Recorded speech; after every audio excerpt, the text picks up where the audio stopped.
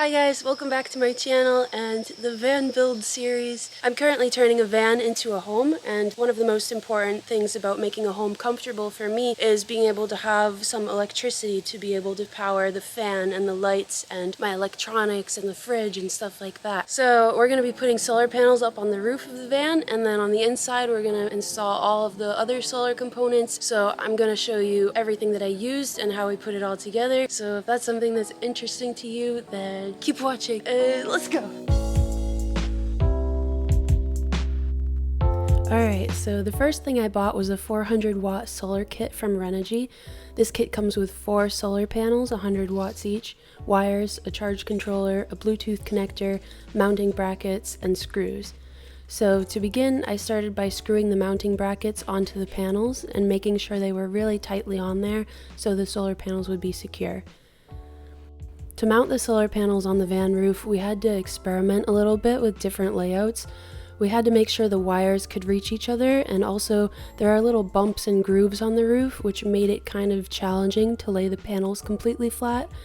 We ended up having to put the panels on a slight angle because of that, but it's okay because as long as the sun is able to hit them and they're all connected, that's all that really matters.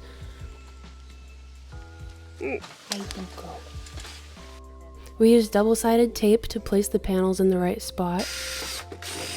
Then we drilled them into the roof and used lap sealant between the screws and the washers to make sure no water can ever leak through. The last thing I want is for it to rain and water to get into the van and destroy everything, so we made sure to do a really good job on this. For extra protection, we also put lap sealant completely over the screws on the top after we screwed them in. We drilled a hole in the roof to thread the wires through, and I painted rust preventative stuff along the cut metal edge, and we put a grommet in the hole, which is a rubber thing that prevents the metal from eroding the wire. We threaded the wires in through the cable entry gland and through the hole we cut.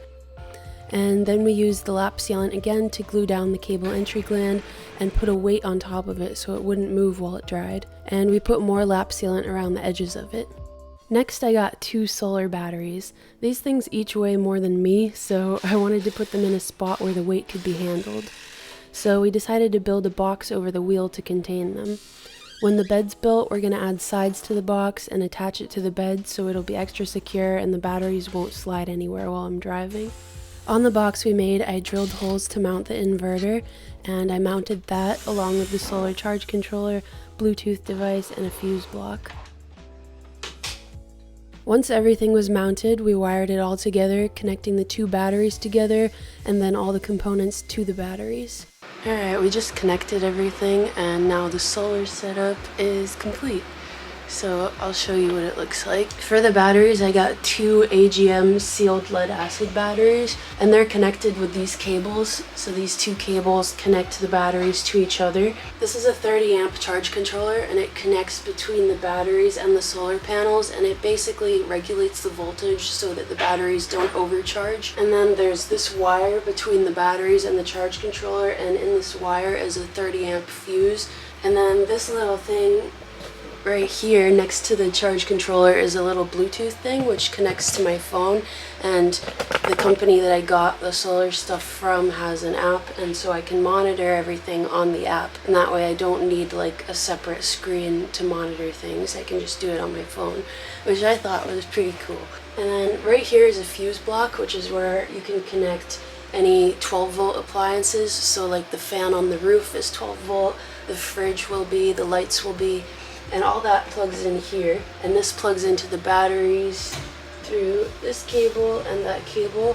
And then over here is a 2200 watt inverter. What this does is it basically converts DC power into AC, so anything that can't plug into the fuse block can plug into this. So like laptop charger, an induction cooktop, anything to charge like my camera or my phone. The inverter has this power button which will probably mount on the bed once that's all built. So far the only thing that's plugged in is the fan on the ceiling, and that came with a little remote that looks like this, so I'll show you how that works. Open. Now the fan's blowing, and then I can just press the button again to turn it off, and then it closes. I'm not sure what the total cost of all this stuff is, but I'll calculate that and give that to you right here. It's definitely the most expensive part of the van build, and I kind of anticipated that. If you're thinking about doing something similar to me, you might need more power, you might need less power. You kind of just have to calculate it based on what electronics you're going to be using. Obviously everyone's different, but I think 400 watts and what I have is at least a good starting point for me. I hope you like this, I hope this was helpful, and I hope you're having a fantastic day. Bye!